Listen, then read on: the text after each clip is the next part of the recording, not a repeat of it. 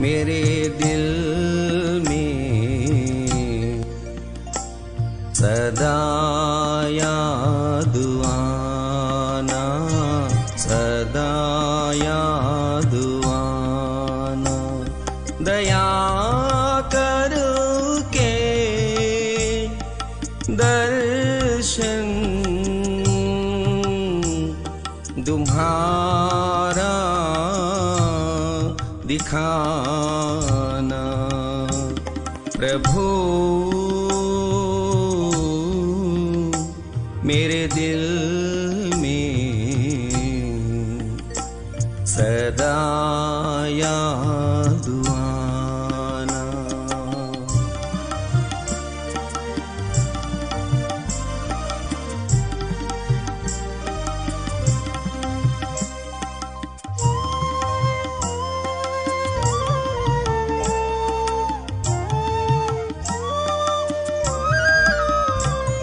सदा जान कर दास अपनी चरण का,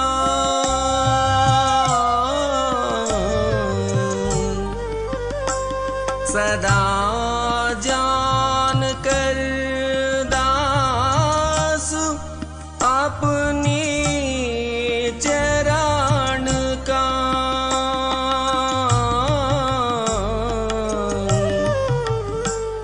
मुझे दीन बंधु न दिल से भुलाना।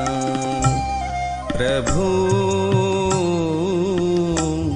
मेरे दिल में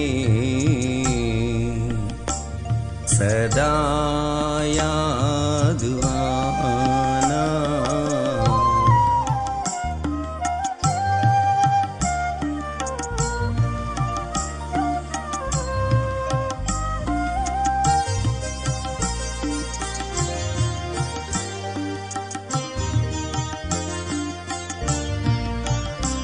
सभी दोष जन्मों के मेरे हजारों,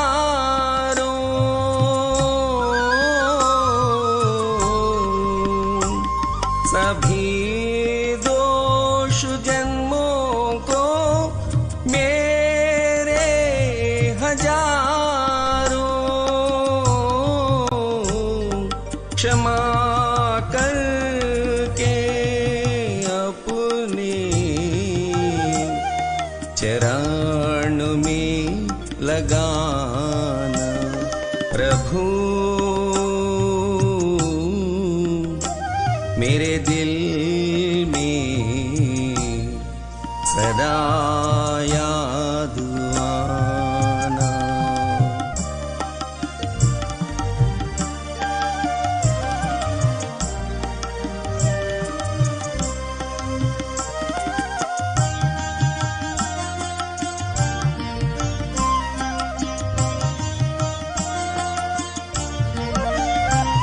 किया काम कोई ना तेरी खुशी का,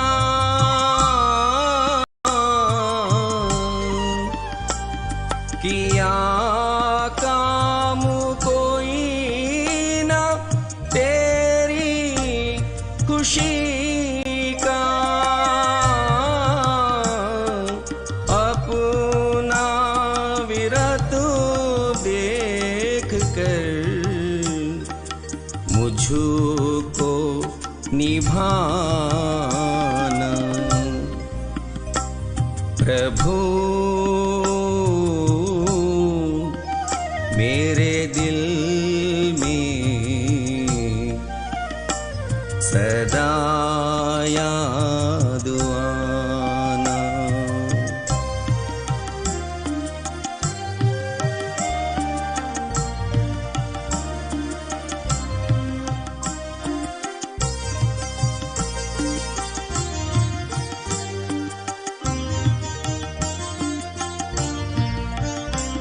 फसाया है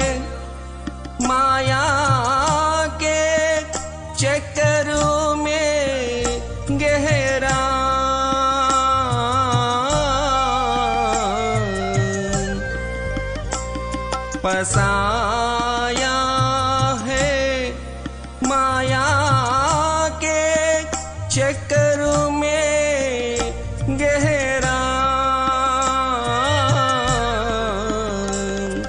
ब्रह्मानंद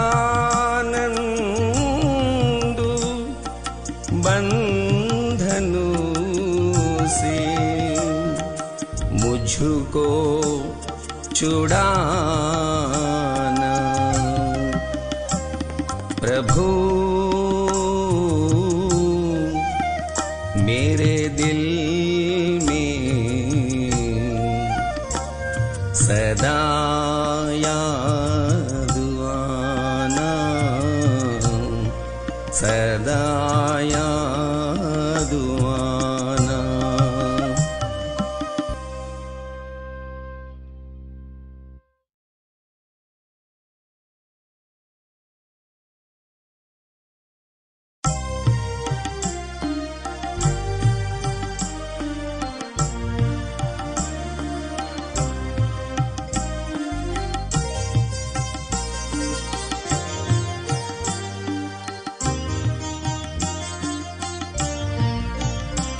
प्रभु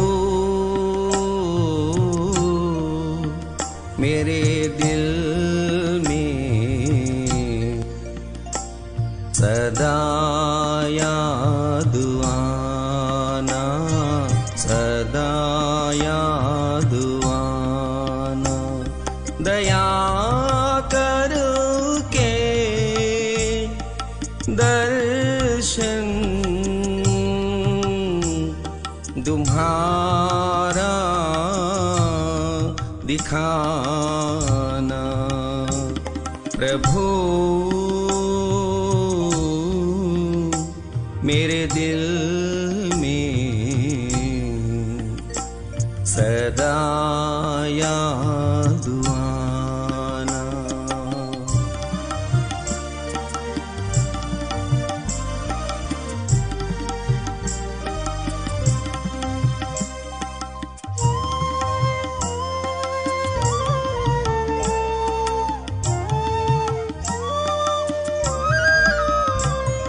सदा जान कर दास अपनी चरण का,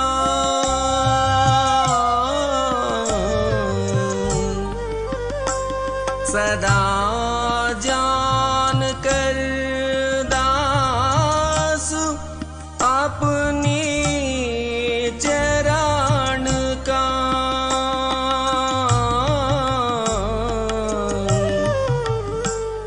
मुझे दीन बंधु न दिल से भुलाना।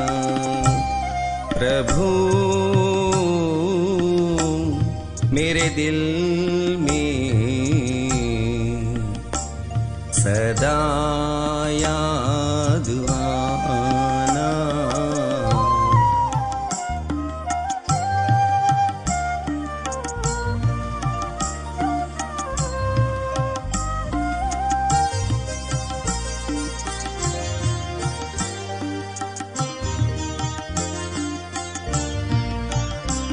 सभी दोष जन्मों के मेरे हजारों,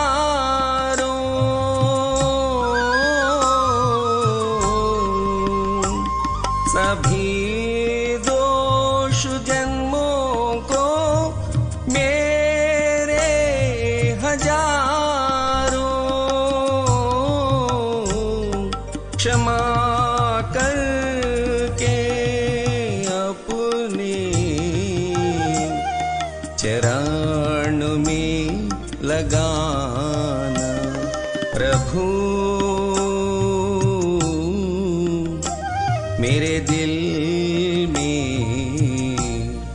सदा याद आना।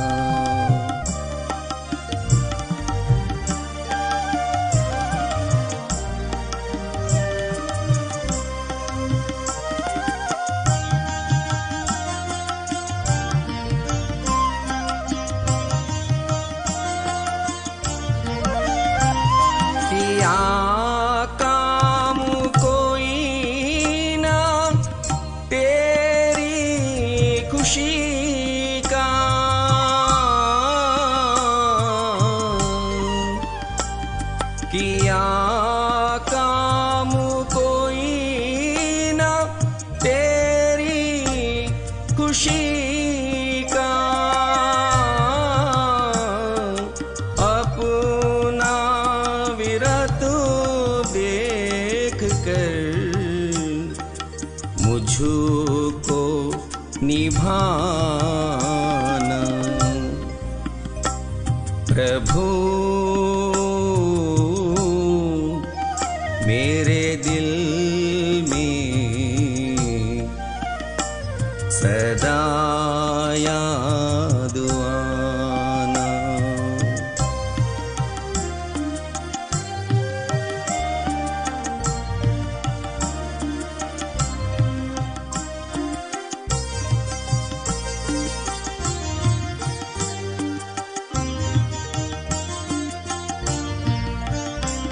फसाया है माया के चक्कर में गहरा,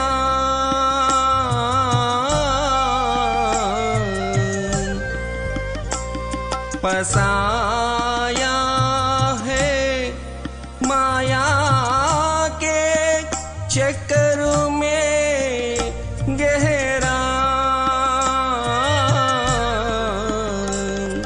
ब्रह्मानंद बंधनु से मुझको छुड़ाना प्रभु मेरे दिल में सदा याद आना, सदा याद आना।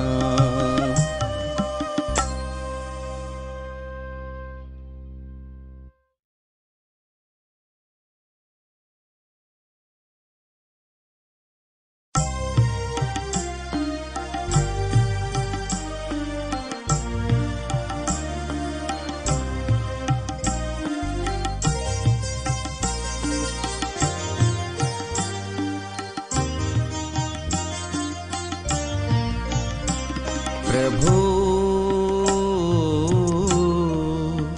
मेरे दिल में सदा याद आना, सदा याद आना। दया करके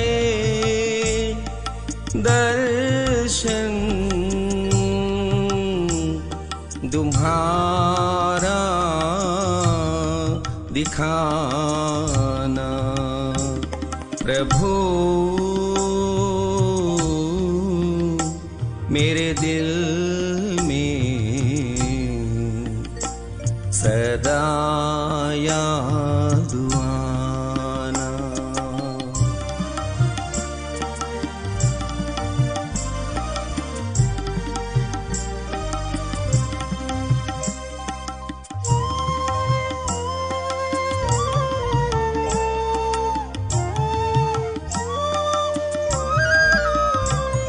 सदा जान कर दास अपनी चरण का,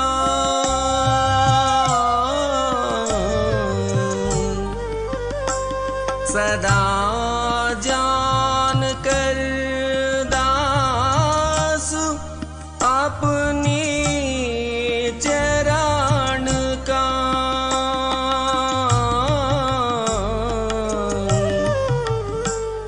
मुझे दीन बंधु न दिल से भुलाना प्रभु मेरे दिल में सदा याद आना।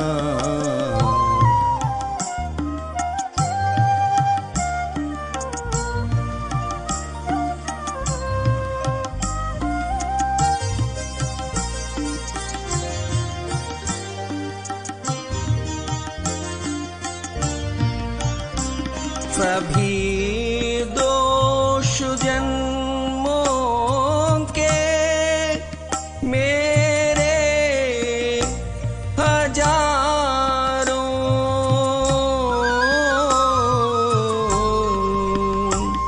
सभी दोष जन्मों को मेरे हजारों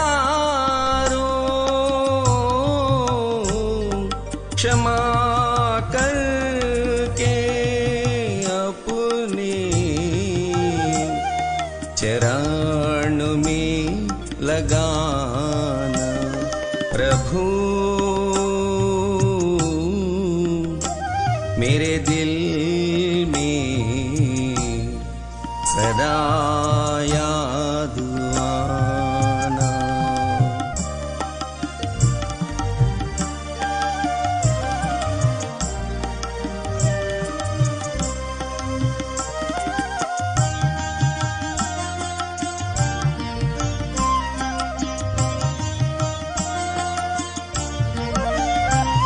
किया काम कोई ना तेरी खुशी का,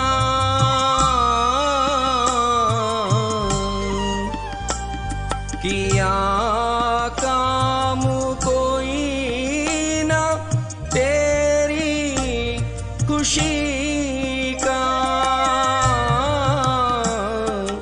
अपना विरत देख कर मुझको निभाना प्रभु।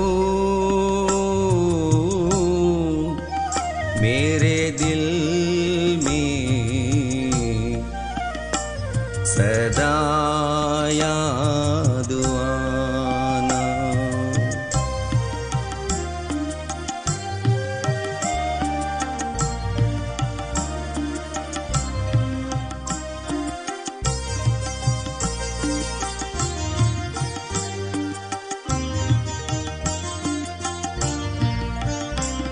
फसाया है माया के चक्कर में गहरा,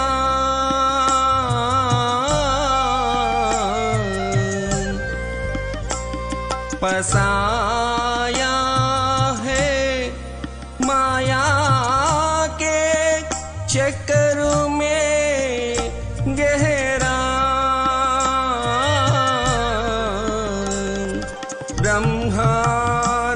ब्रह्मानंद बंधनों से मुझको छुड़ाना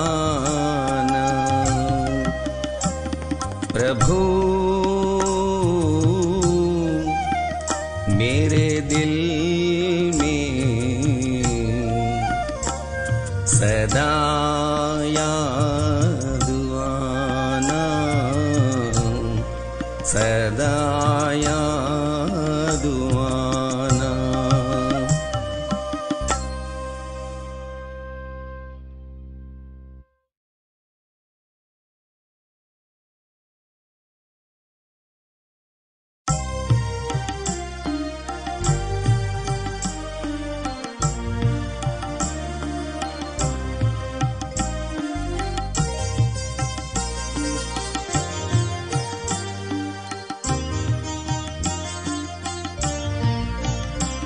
प्रभु मेरे दिल में सदा याद आना, सदा याद आना। दया करके दर्शन तुम्हारा दिखाना प्रभु। मेरे दिल में सदा याद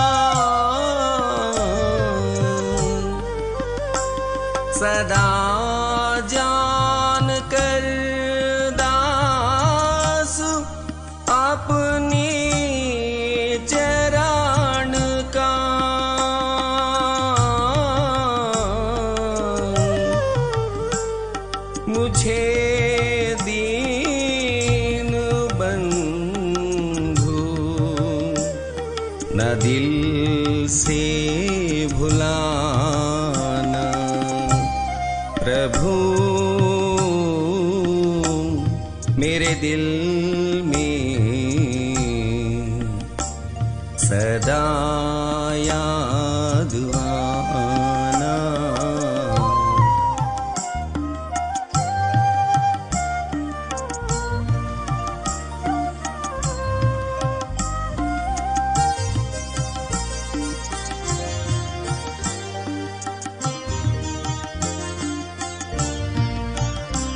सभी दोष जन्मों के मेरे हजारों,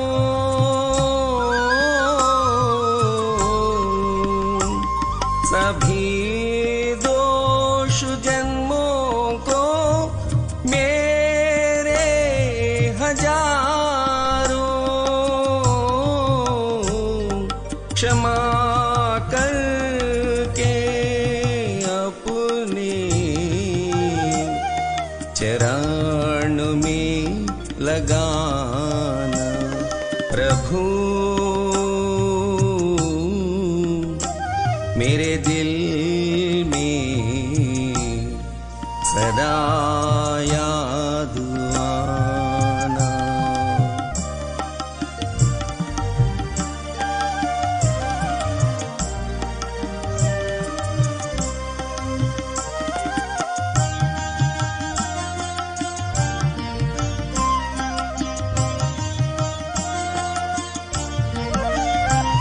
किया काम कोई ना तेरी खुशी का,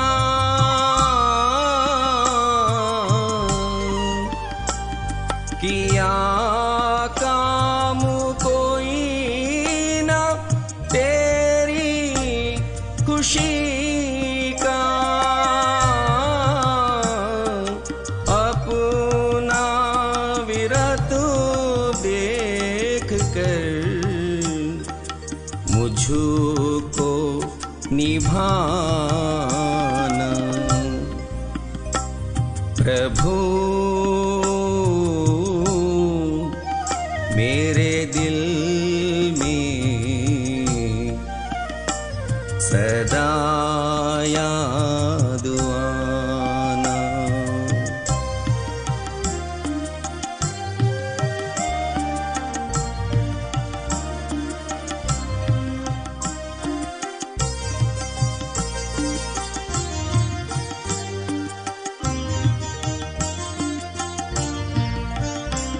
फसाया है माया के चक्कर में गहरा,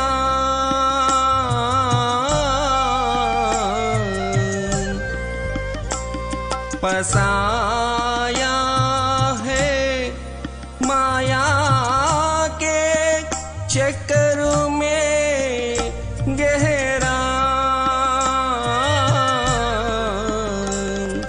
ब्रह्मानंदु बंधनु से मुझको छुड़ाना। प्रभु मेरे दिल में सदा याद आना। सदा याद आना।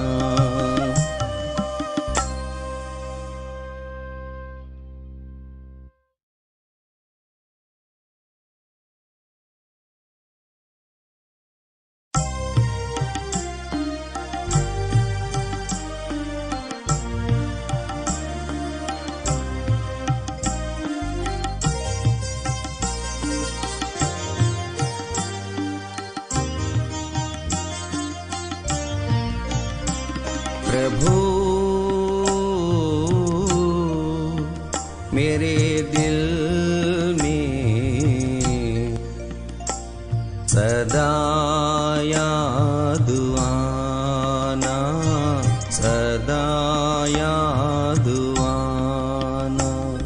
दया करके दर्शन तुम्हारा दिखाना। प्रभु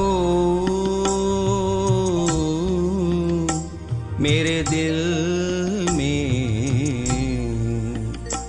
सदा याद आना।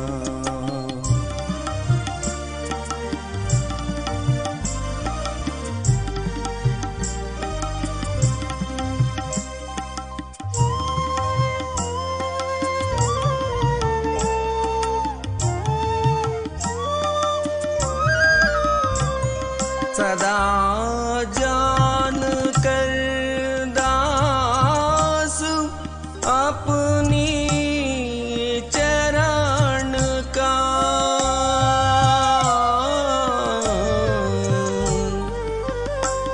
सदा जान कर दास अपनी चरण का।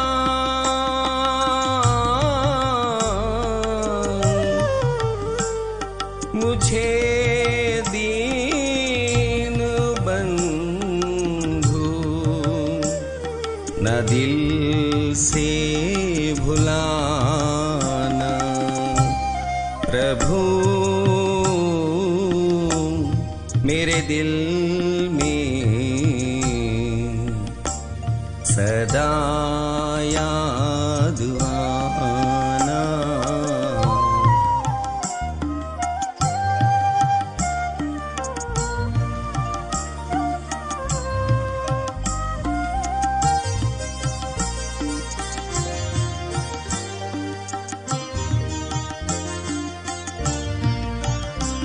सभी दोष जन्मों के मेरे हजारों,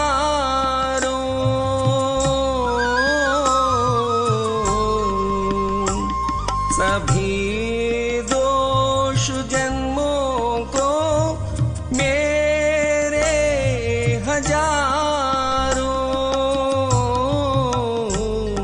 क्षमा करके अपने चरण में लगाना। प्रभु मेरे दिल में सदा याद आना।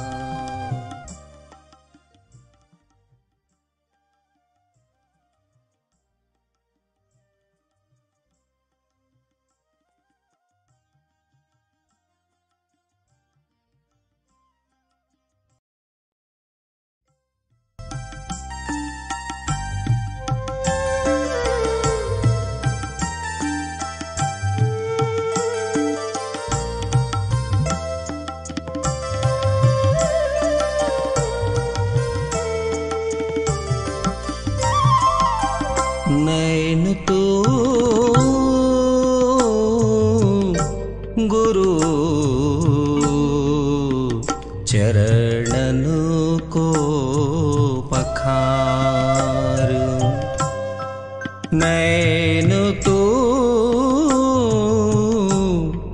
गुरु चरणन को पखार।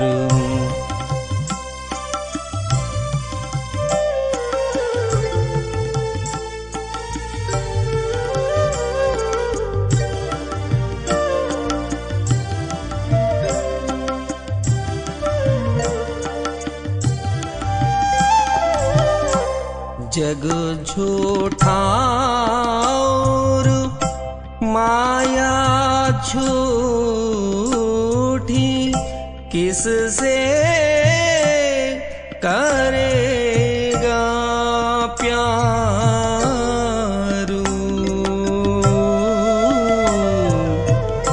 जग झूठा और माया झूठी किससे करेगा प्यारू केवल गुरु है एक सहारा बेड़ा करेगा पारू नैन तू गुरु चरणन को पखारू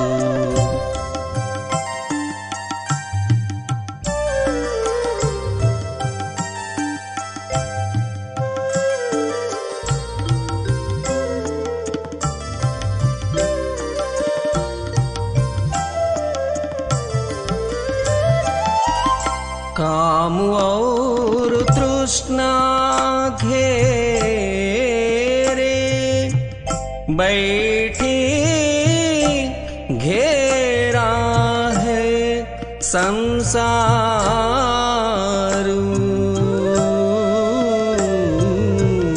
काम और तृष्णा घेरे बैठी घेरा है संसार गुरु मंत्र की ज्योति जला ले दूर हटे अंधकार नैन तू गुरु चरणन को पखार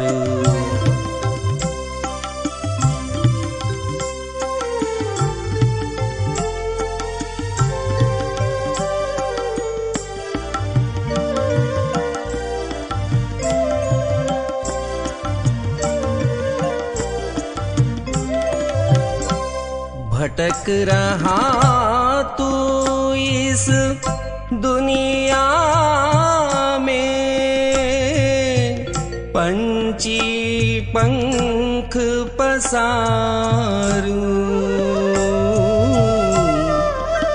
भटक रहा तू इस दुनिया में पंची पंख पसारू इतना रोले सब धूल जाए रह जाए बस प्यारू नैन तू गुरु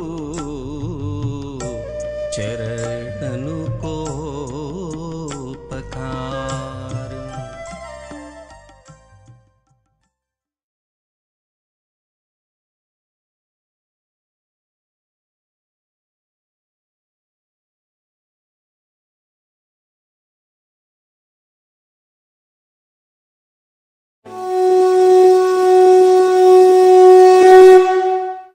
अभी एक भजन होगा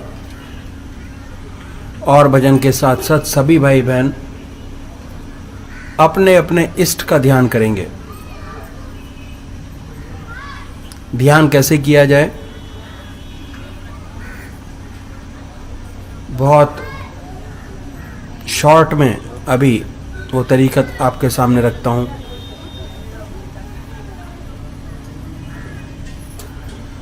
सबसे पहले यह निश्चित कीजिए कि आप साकार रूप के पुजारी हैं, निराकार। आप डिसाइड कीजिए। साकार रूप के पूजा करने वाले, परमात्मा की सबसे ऊंची भावना किसी मूर्ति में डालते हैं, इष्ट में डालते हैं, मूर्त में डालते हैं, जैसे राम, कृष्ण, शिव, मां और अनेकों रूप हैं परमात्मा के जो भक्तगण मानते और जानते हैं। ये डिसाइड कीजिए अपने आप करना है। दूसरे वो भाई हैं जो निराकार रूप के उपासक हैं, ओम, अल्लाह, वाहेगुरु, वो भी आप ही डिसाइड कीजिए कि परमात्मा का कौन सा नाम आपको सबसे ज्यादा अच्छा लगता है आपकी आत्मा को। उसके बाद क्या करना है कि ये डिसाइड कर दीजिए। उसके बाद अपना भगवान, अपना इष्ट, अपना ईश्वर, ये भी आपको डिसाइड करना है कि परमात्मा का वो कौन सा स्वरूप ऐसा है जो आपको, आपकी आत्मा को सबसे ज्यादा अच्छा लगता हो। आप डिसाइड कीजिए। बहुत से भाई लोग राम को मानते हैं, बहुत से भाई शिव को मानते हैं, बहुत से बहनें देवियों को मानती हैं। आप डिसाइड कीजिए, एक बार डिसाइड कर लीजिए इस चीज को कि वो कौन सा परमात्मा का स्वरूप है जो हमको सबसे ज्यादा अच्छा लगता है। वो कौन सा नाम ऐसा है उनका, शिव मंत्र ओम नमो शिवाय, वो भी आप डिसाइड कीजिए अपने आप कि कौन सा ऐसा मंत्र है जो बड़े आराम से लिया जा सकता हो। साकार रूप, दो चीजें साकार रूप के पुजारी को चुनना बहुत जरूरी है।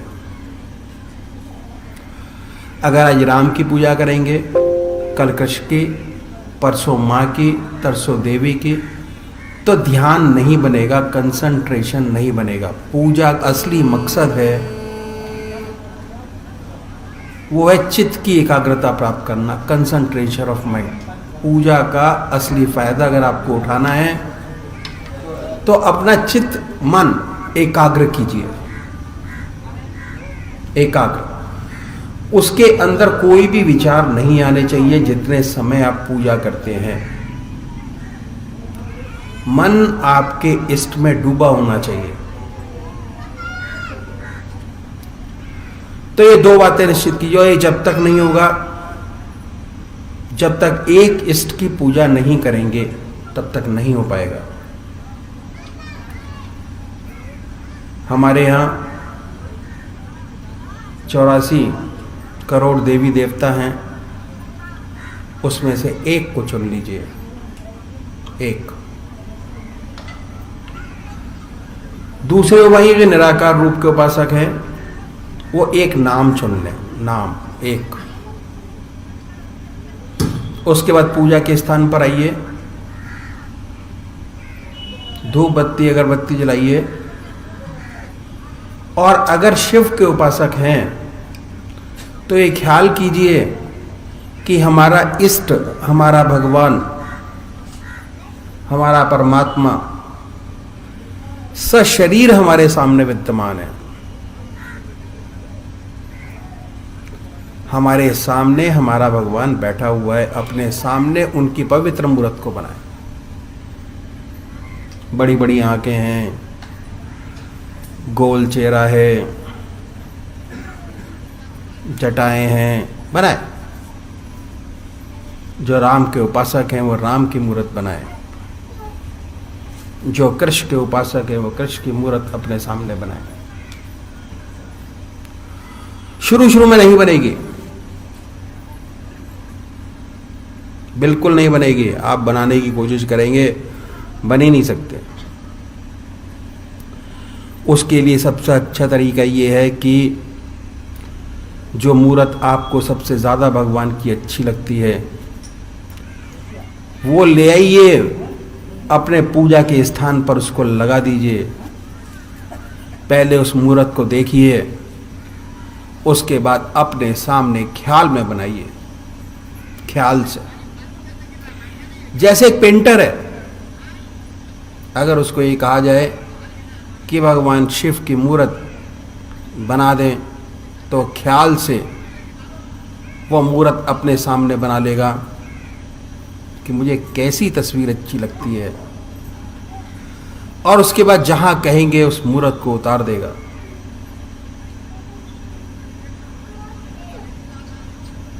तो इसी तरीके से आप अपने इष्ट की मूर्त अपने सामने बनाएं, और जब आपका मन आपकी मूर्त से हट जाए, फिर अपने मन को पकड़िए, उसी मूर्त पर लगाएं। फिर हटेगा, फिर पकड़िए, उसी मूर्त पर लगाएं। बार बार मन हटेगा, उसको पकड़िए, उसी मूर्त पर लगाएं। ये अभ्यास एक दिन ऐसा आएगा कि आपके इष्ट की मूर्त आपके सामने होगी, और दिल की हर धड़कन से जो आपका मंत्र है वो निकलता सुनाई देगा, और आप बड़े प्यार से ध्यान में बैठे होंगे, बड़े प्यार से। सामने इष्ट की मूर्त होगी और दिल की हर धड़कन पर आपके इष्ट का जाप होगा, मंत्र का, ओम नमो शिवाय, ओम नमो शिवाय, ओम नमो शिवाय। जो निराकार भगवान के उपासक है वो दिल की हर धड़कन पर जो आपका नाम है ये सुनिए, ख्याल से कि हमारे इष्ट का नाम निकल रहा है और हम सुन रहे हैं। और जब वो नाम हट जाए, फिर उस नाम को पकड़िए, दोबारा अपने इष्ट की याद में लगाइए। उसके बाद दूसरा विचार आएगा, उन विचारों को हटाइए, फिर अपने इष्ट के विचारों में लगिए। यह है तरीका ध्यान करने का जो मैंने आपके सामने रखा। तो अभी एक भजन होगा, और भजन के साथ साथ सभी भाई बहन ध्यान करने की प्रैक्टिस करेंगे, ध्यान करेंगे। तुम ही मेरे रसना, तुम ही मेरे बैना, तुम ही मेरे श्रवणा, तुम ही मेरे नैना, तुम ही मेरे रसना, तुम ही मेरे नख शिख सकल शरीरा, तुम ही मेरे नख शिख सकल शरीरा, तुम ही मेरे जियरे ज्यों जल नीरा, तुम ही मेरे जियरे ज्यों जल नीरा, तुम ही मेरे मन हो, तुम ही मेरे सांसा, तुम ही मेरे मन हो, तुम ही मेरे सांसा, तुम ही मेरे सुरतई प्राण निवासा, तुम ही मेरे रसना, तुम ही मेरे बैना, तुम ही मेरे श्रवणा, तुम ही मेरे नैना, तुम ही मेरे रसना, तुम ही मेरे आत्म कंवल मझारी, तुम ही मेरे आत्म, तुम ही मेरे आत्म कंवल मझारी, तुम ही मेरे मनसा, तुम ही परिवारी, तुम ही मेरे मनसा, तुम ही परिवारी, तुम बिन मेरो और कोई नाही, तुम बिन मेरो और कोई नाही, तुम ही मेरे जीवन दादू माही, तुम ही मेरे रसना, तुम ही मेरे बैना,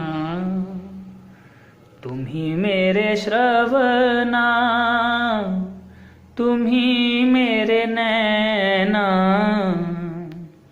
तुम ही मेरे रसना।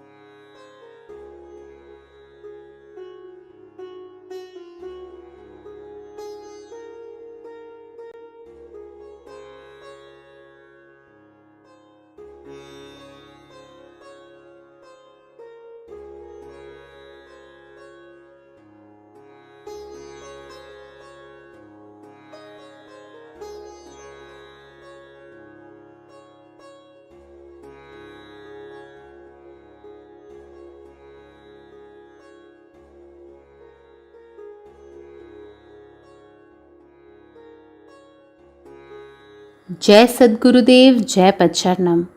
Anand Yog, Volume 1, Chapter 1, Ishwar Kripa, God's Grace. This path, the path of Anand Yog, is mostly the path of Lord's grace and kindness. Here the teacher's help becomes available from the very beginning. The teacher, through his internal spiritual power, helps the aspirant in diverting his outward tendencies towards their back journey to their natural ultimate center, their concentration at that point, and ultimately piercing the same to reach the pure bliss and finally merge unto him. The teacher's chit vritti, being constantly and continuously immersed in him, acquires such a piercing power that even the slightest glance or attention from him conveys into the heart of the sadhak immense love and yearning and realization of the eternal joy, and fills his heart with unbounded calmness and serenity. The coverings of malviksheep and avaran, that is, the impressions of sinful, unbalanced and wrong actions, are removed from his mind and heart, and feelings of love and devotion spring up in their place, and he is put on the road to spirituality. Satsang, Satnam, Sadguru, the three together take the aspirant to the desired goal, that is, Dhruvpad. A loving faith in the Gurudev gives the aspirant a new life, a new energy, and helps to awaken in him the spiritual faculties by a natural process. This is the fundamental principle, rather a prerequisite for the practice of Anand Yoga. The three aids, Satsang, Satnam and Sadguru, form the trinity of this path. They are complementary to each another and are to be observed faithfully. The idea is that in the practice of Anand Yoga or Sahaj Yoga, it is very essential for the sadhak to remain in constant touch with the teacher. He should prove himself to be worthy of his kindness, at the same time keeping his attention fixed on the Satnam through internal practice. Such a constant practice, along with the Guru's blessings, takes the heart of the sadhak to the regions of eternal happiness, peace and serenity. The vibrations of the Satnam, in the form of the nameless, rise higher and higher towards the Atma. The various stages or nervous spiritual plexes need not to be described here, as their description might lead to hallucination. What is desired is that the aspirant should experience, rather than know, the stages where he has reached, or even beyond it. A Persian poet has warned thus: Ba mai sajad rangi kun, garad pire munga goyad, ki salak ba khabar na buad, ja raho rasam manzil ra.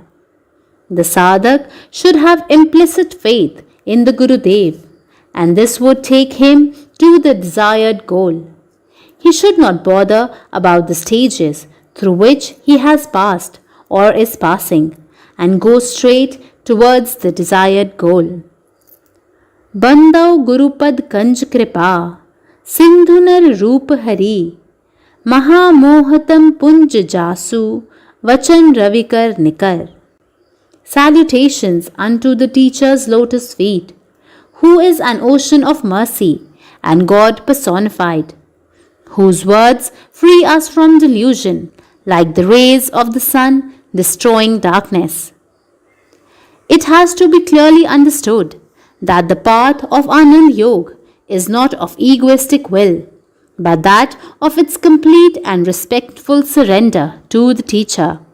In fact, Gurudev's will should dwell in him. He should so completely identify himself with his Gurudev that both should become one and indistinguishable. The more the sadhak surrenders himself to the Gurudev with love, regard and affection, the nearer his soul comes to that of the Gurudev, and he feels the inner transformation in him. तात स्वर्ग अपवर्ग सुख धरे तुला एक अंग तूल नताही मिली जो सुख लव सत्संग.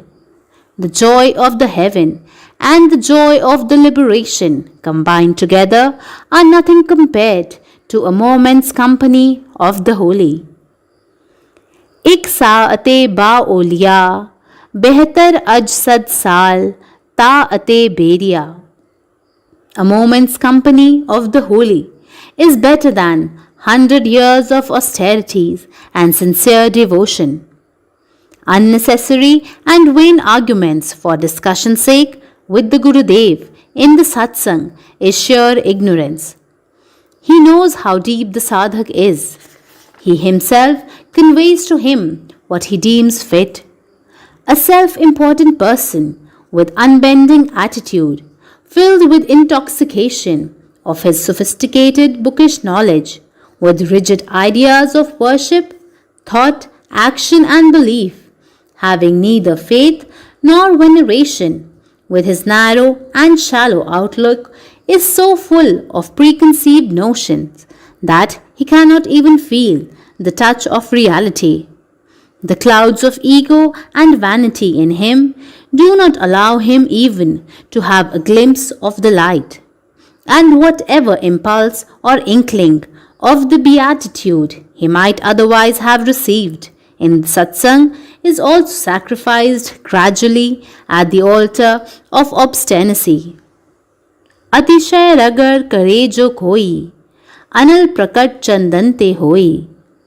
Unnecessary and excessive rubbing, even of sandalwood, produces nothing but fire, reducing everything to ashes. Similarly, unnecessary and excessive discussions and arguments do not produce any useful results. In fact, there is always a danger that the indulging person may lose even whatever little yearning for the realization of truth he otherwise had. Such an egoistic and obstinate person disturbs the peace and serenity of the satsang, and whatever little feeling of devotion and love he otherwise might be having are likely to be destroyed. He may find the door for spiritual advancement close forever in his present life. These are the basic things which are necessary for the aspirant to tread on this path. The real teacher is an embodiment of extreme love and mercy. He does not mind the errors of omissions and commissions. He is extremely tolerant and forgives very easily. But after all, there is a limit to all this. The pivot of the realization of divine grace is the teacher. It is necessary, therefore, that we should be all attention in his company and should not divert our attention elsewhere in other directions. These are very simple yet essential requirements which even the most ordinary can understand and carve out a very simple and straight path for his own good. This path thus demands restraint and respect and molding of our way of life on these lines is known as self-culture. The heart, the mind, the hands, the feet, the eyes, the tongue should all work in harmony. Respect and humility should be the watchword in our all dealings, in our conversations, in our movements, and in fact in whatever we do and are purporting to do in the satsang or in the world. Our living should be straight and simple. The shortcomings of others should not only be overlooked, but should also be concealed as far as possible. We should neither berate others or speak ill of them. We should neither complain nor be disrespectful towards others. Satsang is for the spiritual advancement, and all the practices should converge towards the achievement of this objective. The idea is that, while aiming at spiritual attainment, we should also endeavor to cultivate exemplary behavior full of truth and humility. Narayan Hari भक्त की प्रथम यही पहचान, आप अमानी होए रहे देत औरों को मान. The first sign of a real devotee is that he gives respect to others without even the least care for his own name or fame. Om.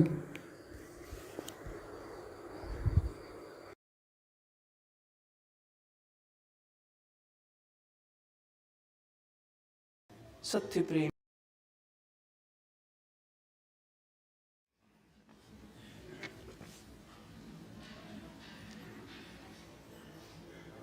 हे दीनबंधु दयालु भगवान, दुख भय संशय हरन, जगमोह जाल कराल है, आया प्रभु तेरी शरण. मैं पतित हूँ तुम पतित पावन, दास में तुम नाथ हो. दिन रात सोते जागते प्रभु तुम हमारे साथ हो. भव जाल से अति त्रसित हूँ, करता बने हो हे पिता. कर जोड़ कर अति दीनता से, नाथ यह वर मांगता. गुरु के चरण में प्रेम और गुरु भक्ति मुझको दीजिए. श्रद्धा बढ़े गुरुदेव में, ऐसा अनुग्रह कीजिए. सर्वस्व अर्पण कर सकूं, प्रीति बढ़े गुरुदेव पर. जो ही भूमि पर गुरु चरण हो, आंखें बिछाऊं दौड़ कर. बोलूं तो गुरु चर्चा करूं, और मौन पर गुरु ज्ञान हो. सोते में गुरु का स्वप्न हो, जगते में गुरु का ध्यान हो. पापी अधर्मी कुटिल कामी, जानते आश्रय दिया. रहवासी गुरुदेव जी, निज दास मुझको कर लिया. अंतिम विनय है आपसे, पूर्ण गुरु पूर्ण